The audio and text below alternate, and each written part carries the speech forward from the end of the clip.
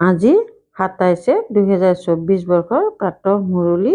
ওম শান্তি। বাপ দাদা মধুবন। আজি বাবাই কৈছে, মৰমৰ সন্তানসকল, আত্মিক চাৰজনে তোমালোকক জ্ঞান যুগৰ অতি উত্তম পথ্য খুৱাই।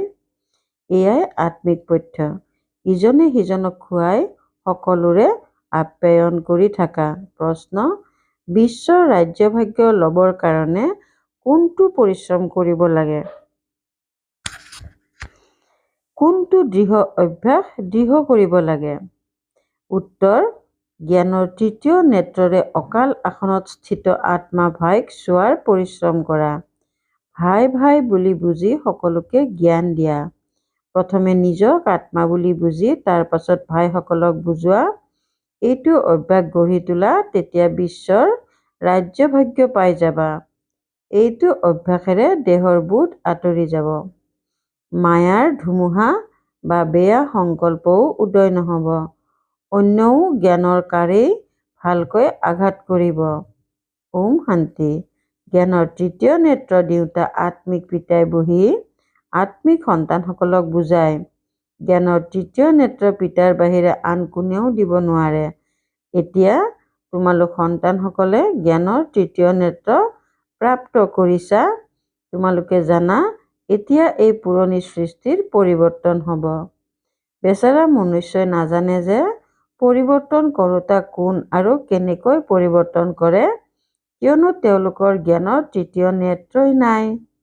তোমালোক সন্তানসকলে এতিয়া জ্ঞানৰ তৃতীয় নেত্ৰ প্ৰাপ্ত কৰিছা, যাৰ দ্বাৰা তোমালোকে সৃষ্টিৰ আদি মধ্য অন্তক জানি গৈছা। এয়া হ'ল জ্ঞানৰ চেক্ৰিন, অতি মিঠা বস্তু। চেক্ৰিনৰ এটোপালো কিমান মিঠা হয়। জ্ঞানৰো এটাই শব্দ আছে, মন-মনা ভৱ। নিজক আত্মা বুলি বুজি পিতাক স্মৰণ কৰা। পিতাই শান্তিধাম আৰু সুখধামৰ মাৰ্গ দেখুৱাই আছে। পিতাই আহিছে সন্তানসকলক স্বৰ্গৰ উত্তৰাধিকাৰ দিবলৈ। তেন্তে সন্তানসকল কিমান আনন্দিত হৈ থকা উচিত। কোৱাও হয় যে আনন্দৰ নিচিনা পথ্য নাই। যি সদায় আনন্দিত হৈ থাকে, তেওঁলোকৰ কাৰণে সেয়া যেন পথ্য। 21 জন্ম আনন্দিত হৈ থাকিবলৈ এয়া হৈছে উত্তম পথ্য। এয়াই পথ্য সদায় সকলোকে খুৱাই থাকা। তোমালোকে শ্ৰীমতত সকলোৰে আত্মিক আপ্যায়ন কৰা। কাৰোবাক পিতাৰ পৰিচয় দিয়াটো সঁচা অৰ্থত কুশল বাৰ্তা লোৱা। মৰমৰ সন্তানসকলে জানে, বেহদৰ পিতাৰ দ্বাৰা আমি জীৱন মুক্তিৰ পথ্য পাওঁ। সত্য যুগত ভাৰত জীৱনমুক্ত আছিল, পবিত্ৰ আছিল। পিতাই অতি উচ্চ পথ্য দিয়ে। সেইবাবেতো গায়ন আছে, অতীন্দ্ৰিয় সুখৰ বিষয়ে সুধিব খোজা যদি গোপ গোপীসকলক সোধা। এয়া জ্ঞান আৰু যোগৰ কিমান উত্তম পথ্য, আৰু এই পথ্য একমাত্ৰ আত্মিক চাৰজনৰহে আছে। অন্য কোনেও এই পথ্যৰ বিষয়ে নাজানে। পিতাই কয়, মৰমৰ সন্তানসকল, তোমালোকৰ কাৰণে হাতত উপহাৰ লৈ আহিছোঁ। মুক্তি জীৱন মুক্তিৰ এই উপহাৰ মোৰ ওচৰতেই থাকে। কল্পই কল্পই ময়েই আহি তোমালোকক দিওঁ। আকৌ ৰাৱণে কাঢ়ি লয়। গতিকে এতিয়া তোমালোক সন্তানসকল কিমান সীমাহীন আনন্দত থকা উচিত। তোমালোকে জানা, আমাৰ এজনেই পিতা, শিক্ষক আৰু সঁচা সদ্গুৰু, যিয়ে আমাক লগত লৈ যায়। অতি মৰমৰ পিতাৰ পৰা বিশ্বৰ বাদশ্বাহী পোৱা যায়। এয়া জানো সাধাৰণ কথা? সদায় হৰ্ষিত হৈ থকা উচিত। ঈশ্বৰীয় বিদ্যাৰ্থী জীৱন আটাইতকৈ ভাল। এয়া এতিয়াৰেই গায়ন। আকৌ নতুন সৃষ্টিতো তোমালোকে সদায় আনন্দোৎসৱ কৰি থাকিবা। জগতে নাজানে যে সঁচা আনন্দোৎসৱ কেতিয়া কৰা হ'ব। মনুষ্যৰতো সত্য যুগৰ জ্ঞানেই নাই, গতিকে ইয়াতেই পালন কৰি থাকে। কিন্তু এই পুৰণি তমোপ্ৰধান সৃষ্টিত আনন্দ ক'ৰ পৰা আহিল? ইয়াতো ত্ৰাহি ত্ৰাহি কৰি থাকে। কিমান দুখৰ সৃষ্টি। পিতাই তোমালোক সন্তানসকলক কিমান সহজ মাৰ্গ দেখুৱাই দিয়ে। গৃহস্থালীত থাকিও পদুম ফুলৰ দৰেই হৈ থাকা। জীৱিকাৰ বাবে ব্যৱসায় আদিও কৰিও মোক স্মৰণ কৰা। যেনেকৈ প্ৰেমিক প্ৰেমিকা থাকে, তেওঁলোকে ইজনে সিজনক স্মৰণ কৰি থাকে, ইজনী সিজনৰ প্ৰেমিকা, ইজন সিজনীৰ প্ৰেমিক। ইয়াত এনেকুৱা কথা নাই। ইয়াত তোমালোক সকলো এজন প্ৰেমিকৰ জন্ম জন্মান্তৰৰ পৰা প্ৰেমিকা হৈ থাকা। পিতা তোমালোকৰ প্ৰেমিকা নহয়। তোমালোকে সেই প্ৰেমিক, যাতে তাৰ বাবে স্মৰণ কৰি আহিছা। যেতিয়া দুখ বেছি হয়, তেতিয়া বেছিকৈ স্মৰণ কৰে। সেইবাবে গায়নো আছে, দুখত সকলোৱে স্মৰণ কৰে, সুখত কোনেও নকৰে। এই সময়ত পিতাও সৰ্বশক্তিমান, দিনে প্ৰতিদিনে মায়ায়ো সৰ্বশক্তিমান তমোপ্ৰধান হৈ যায়। সেইকাৰণে এতিয়া পিতাই কয়, মৰমৰ সন্তানসকল, দেহী অভিমানী হোৱা। নিজক আত্মা বুলি বুজি মোক পিতাক স্মৰণ কৰা আৰু লগতে দৈবী গুণো ধাৰণ কৰা। তেতিয়া তোমালোক এনেকুৱা লক্ষ্মীনাৰায়ণৰ দৰে হৈ যাবা। এই পঢ়াত মুখ্য কথা হ'ল স্মৃতিত থকাৰ। উচ্চতকৈ উচ্চ পিতাক বহুত মৰমেৰে স্নেহেৰে স্মৰণ কৰা উচিত। সেইজন পিতাই হৈছে নতুন সৃষ্টি স্থাপনা কৰোঁতা। পিতাই কয়, মই আহিছো তোমালোক সন্তানসকলক বিশ্বৰ মালিক কৰি তুলিবলৈ। সেইকাৰণে এতিয়া মোক স্মৰণ কৰা, তেতিয়া তোমালোকৰ অনেক জন্মৰ পাপ খণ্ডন হৈ যাব। পতিত পাৱন পিতাকে আহ্বান কৰে নহয়, এতিয়া পিতা আহিছে, গতিকে নিশ্চয় পবিত্ৰ হ'ব লাগে। পিতা হৈছে দুঃকৰ্তা সুখকৰ্তা।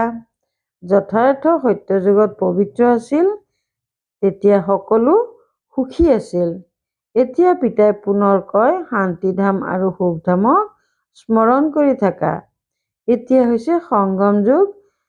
নাৱৰীয়াই তোমালোকক ইটো পাৰৰ পৰা সিটো পাৰলৈ লৈ যায়। নাও কেৱল এখন নহয়, গোটেই সৃষ্টিখন যেন এখন বিশাল জাহাজ, সেইখনক সিপাৰলৈ লৈ যায়।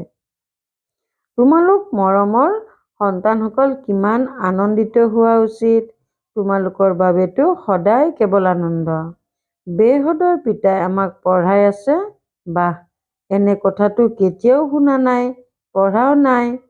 ভগৱান উবাচ, মই তোমালোকক ৰাজযোগ শিকাওঁ। তোমালোক আত্মিক সন্তানসকলক ৰাজযোগ শিকাই আছো, গতিকে পুৰা ৰীতিৰে শিকিব লাগে, ধাৰণা কৰিব লাগে, পুৰা ৰীতিৰে পঢ়িব লাগে। পঢ়াত ক্ৰম অনুসৰি সদায় হয়েই নিজক চোৱা উচিত, মই উত্তম, মধ্যম নে কনিষ্ঠ। পিতাই কয়, নিজক চোৱা, মই উচ্চ পদ পোৱাৰ যোগ্য হওঁনে, আত্মিক সেৱা কৰোঁনে। কিয়নো পিতাই কয়, সন্তানসকল সেৱাধাৰী হোৱা, অনুসৰণ কৰা। মই আহিছোৱেই সেৱা কৰিবৰ বাবে, নিতৌ সেৱা কৰোঁ। সেই কাৰণেতো এই ৰথখন লৈছো। এওঁৰ ৰথ বেমাৰত পৰিলে তেতিয়া এওঁৰ শৰীৰত বহি মুৰুলি লিখোঁ। মুখেৰেতো কথা ক'ব নোৱাৰো, সেয়েহে মই লিখি দিওঁ, যাতে সন্তানসকলৰ মুৰুলি ক্ষতি নহয়। গতিকে ময়ো সেৱাত ব্ৰতী হৈ থকা নাই জানো।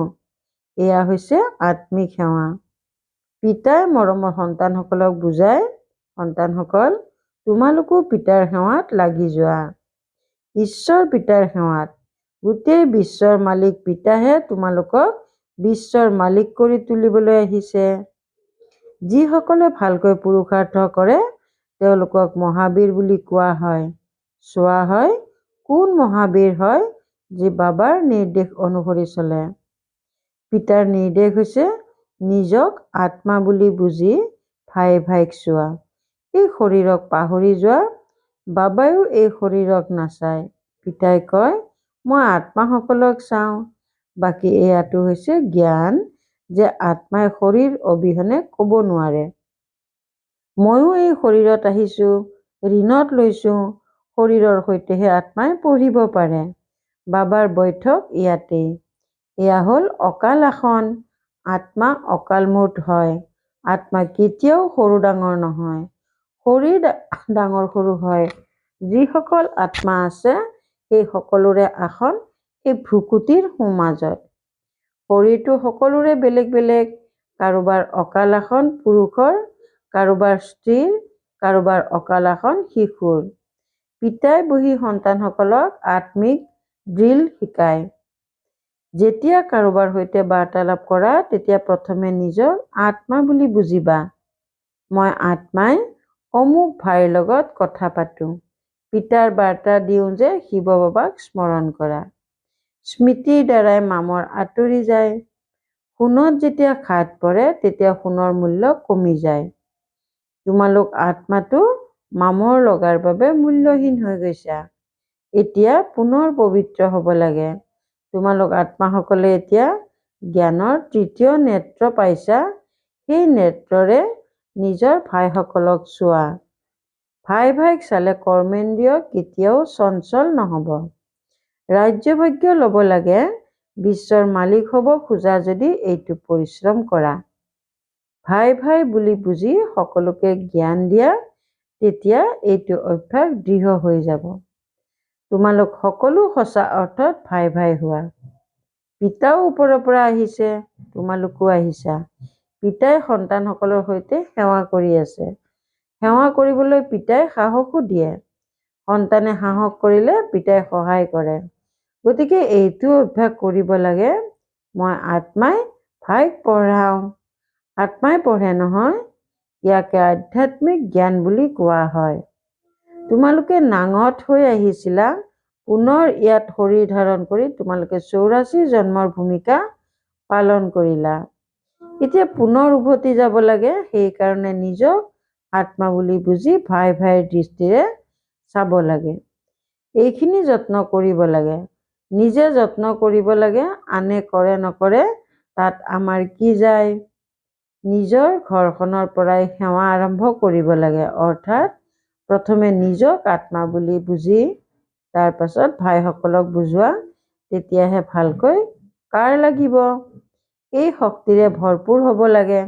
পৰিশ্ৰম কৰিলেহে উচ্চ পদ পাবা। পিতা আহিছেই ফল দিবলৈ। গতিকে যত্ন কৰিব লাগে। কিছু সহ্যও কৰিবলগীয়া হয়। কোনোৱে ওলট পালট কথা ক'লে তোমালোকে মনে মনে থাকিবা। তোমালোক মনে মনে থাকিলে অন্যই কি কৰিব। তালি দুখন হাতেৰে বাজে। এজনে মুখেৰে তালি বজালে আনজনে মনে মনে থাকিলে তেওঁ নিজে নিজে চুপ হৈ যাব। দুয়োখন হাতেৰে তালি বাজিলে শব্দ হৈ যায়। সন্তানসকলে সকলোৰে কল্যাণ কৰিব লাগে। পিতাই বুজায় সদায় আনন্দিত হৈ থাকিব বিচাৰা যদি মন মনা ভৱ হৈ থাকা। নিজক আত্মা বুলি বুজি পিতাক স্মৰণ কৰা। ভাইসকলৰ ফালে চোৱা। ভাইসকলকো এই জ্ঞান দিয়া। যোগাভ্যাস কৰোৱাৰ সময়তো নিজক আত্মা বুলি বুজি ভাইসকলক চাই থাকিলে তেতিয়া সেৱা ভাল হ'ব। বাবাই কৈছে ভাইসকলক বুজোৱা। ভাইসকলে সকলোৱে পিতাৰ পৰা উত্তৰাধিকাৰ লয়। এই আত্মিক জ্ঞান এবাৰেই তোমালোক ব্ৰাহ্মণ সন্তানসকলে পোৱা। তোমালোক ব্ৰাহ্মণ পুনৰ দেৱতা হবাগৈ। এই সংগম যুগত এনেয়ে জানো যাবলৈ দিবা। নহ'লে সিপাৰলৈ কেনেকৈ যাবা। জঁপিয়াইতো যাব নোৱাৰা। এয়া হৈছে চমৎকাৰী সংগম যুগ। গতিকে সন্তানসকলে আত্মিক যাত্ৰাত থকাৰ অভ্যাস কৰিব লাগে। তোমালোকৰ লাভৰ কথা। পিতাৰ শিক্ষা ভাইসকলক দিব লাগে। পিতাই কয় মই তোমালোক আত্মাসকলক জ্ঞান দি আছো। আত্মাকেই চাওঁ। মনুষ্যৰ লগত কথা কওঁতে ইজনে সিজনৰ মুখলৈ নাচাব জানো। তোমালোকে আত্মাৰ সৈতে বাৰ্তালাপ কৰা। গতিকে আত্মাকেই চাব লাগে। যদিও শৰীৰৰ দ্বাৰা জ্ঞান দিয়া হয় কিন্তু ইয়াত শৰীৰৰ বোধ আঁতৰাবলগীয়া হয়। তোমালোক আত্মাসকলে বুজি পোৱা যে পৰমাত্মা পিতাই আমাক জ্ঞান দি আছে। পিতাইও কয় মই আত্মাসকলক চাওঁ। আত্মাসকলেও কয় আমি পৰমাত্মা পিতাক চাওঁ আৰু চাই আছো। তেওঁৰ পৰা জ্ঞান লৈ আছো। ইয়াকে আধ্যাত্মিক জ্ঞানৰ লেনদেন বুলি কোৱা হয়। আত্মাৰ লগত। আত্মাতেই জ্ঞান আছে। আত্মাকেই জ্ঞান দিব লাগে। এয়া যেন শক্তি। তোমালোকৰ জ্ঞানত এই শক্তি ভৰি যাব। তেতিয়া যাকেই বুজোৱা তৎক্ষণাৎ কাৰ লাগি যাব। পিতাই কয় অভ্যাস কৰি চোৱা কাৰ লাগে নে নালাগে। এইটো নতুন অভ্যাস কৰিলে তেতিয়া শৰীৰৰ বোধ আঁতৰি যাব। মায়াৰ ধুমুহা কমকৈ আহিব, বেয়া সংকল্প উদয় নহ'ব, কুদৃষ্টিও নাথাকিব। আমি আত্মাসকলে 84 চক্ৰ পৰিক্ৰমা লগালো। এতিয়া নাটক পুৰা হ'ব। এতিয়া বাবাৰ স্মৃতিত থাকিব লাগে। স্মৃতিৰ দ্বাৰাই তমোপ্ৰধানৰ পৰা সতোপ্ৰধান হৈ সতোপ্ৰধান সৃষ্টিৰ মালিক হৈ যাবাগৈ। কিমান সহজ। পিতাই জানে সন্তানসকলক এই শিক্ষা দিয়াটো মোৰ ভূমিকা। কোনো নতুন কথা নহয়। প্ৰত্যেক 5000 বছৰৰ পাছত মই আহিবলগীয়া হয়, মই আহিবলৈ বাধ্য। সন্তানসকলক বহি বুজাওঁ, মৰমৰ সন্তানসকল, আত্মিক সৃষ্টিৰ যাত্ৰাত থাকা, তেতিয়া অন্তিমৰ স্থিতি অনুসৰিয়ে গতি হৈ যাব। এতিয়া অন্তিম কাল নহয় জানো? নিজক আত্মা বুলি বুজি পিতাক স্মৰণ কৰা, তেতিয়া তোমালোকৰ সদগতি হৈ যাব। এই দেহী অভিমানী হোৱাৰ শিক্ষা এবাৰহে তোমালোক সন্তানসকলে পোৱা। কিমান বিস্ময়কৰ জ্ঞান। বাবা বিস্ময়কৰ হয়, গতিকে জ্ঞানো বিস্ময়কৰ। কেতিয়াও কোনোৱে শুনাব নোৱাৰে। এতিয়া উভতি যাব লাগে। সেইকাৰণে পিতাই কয়, মৰমৰ সন্তানসকল, এইটো অভ্যাস কৰা, নিজক আত্মা বুলি বুজি আত্মাক জ্ঞান দিয়া। তৃতীয় নেত্ৰৰে ভাই ভাইক চাব লাগে। এই ক্ষেত্ৰত অতি যত্নৰ প্ৰয়োজন। ভাল বাৰু, অতি মৰমৰ কল্পৰ পাছত পুনৰাই মিলিত হোৱা সন্তানসকলৰ প্ৰতি মাতা পিতা বাপ দাদাৰ স্নেহপূৰ্ণ স্মৰণ আৰু সুপ্ৰভাত। আত্মিক পিতাৰ আত্মিক সন্তানসকলক নমস্কাৰ। ধাৰণাৰ বাবে মুখ্য সাৰ 1 নম্বৰ, যেনেকৈ পিতা সন্তানসকলৰ আত্মিক সেৱাত আহিছে, তেনেকৈ পিতাক অনুসৰণ কৰি আত্মিক সেৱা কৰিব লাগে। পিতাৰ নিৰ্দেশনা অনুসৰি চলি আনন্দৰ পথ্য খাব লাগে আৰু আনকো খুৱাব লাগে। 2 নম্বৰ, কোনোবাই ওলট-পালট কথা ক'লে মৌন হৈ থাকিব লাগে। মুখৰ তালি বজাব নালাগে, সহ্য কৰিব লাগে। বৰদান, দৃঢ়তাৰ শক্তিৰে মন বুদ্ধিক আসনত স্থিত কৰোঁতা সহজ যোগী হোৱা। দৃঢ়তাৰ শক্তিৰে মন বুদ্ধিক আসনত স্থিত কৰোঁতা সহজ যোগী হোৱা। সন্তানসকলৰ পিতাৰ প্ৰতি স্নেহ আছে, সেয়েহে স্মৃতিত শক্তিশালী হৈ বহা। চলা-ফুৰা কৰা, সেৱা কৰাৰ প্ৰতি মনোযোগ বহুত দিয়ে। কিন্তু মনৰ ওপৰত যদি পূৰা নিয়ন্ত্ৰণ নাথাকে, মন বশত নাই, তেন্তে অলপ সময় ভালদৰে বহে, তাৰ পাছত আকৌ অস্থিৰ হ'বলৈ আৰম্ভ কৰে। কেতিয়াবা আসনত স্থিত হয়, কেতিয়াবা বিতুষ্ট হয়। কিন্তু একাগ্ৰতা বা দৃঢ়তাৰ শক্তিৰে মন বুদ্ধিক একৰস স্থিতিৰ আসনত স্থিত কৰি দিয়া, তেতিয়া সহজ যোগী হৈ যাবা। শ্লোগান, যিবোৰ শক্তি আছে সেয়া সময়ত ব্যৱহাৰ কৰা, তেতিয়া বহুত ভাল ভাল অনুভৱ হ'ব। যিবোৰ শক্তি আছে সেয়া সময়ত ব্যৱহাৰ কৰা, তেতিয়া বহুত ভাল ভাল শক্তি হ'ব। ওম শান্তি। অব্যক্ত চাইলেন্সৰ দ্বাৰা ডবল লাইট ফৰিষ্টা স্থিতিৰ অনুভৱ কৰা। এতিয়া প্ৰতিগৰাকী ব্ৰাহ্মণ পিতা ব্ৰহ্মাৰ সমান চৈতন্য চিত্ৰ হওক।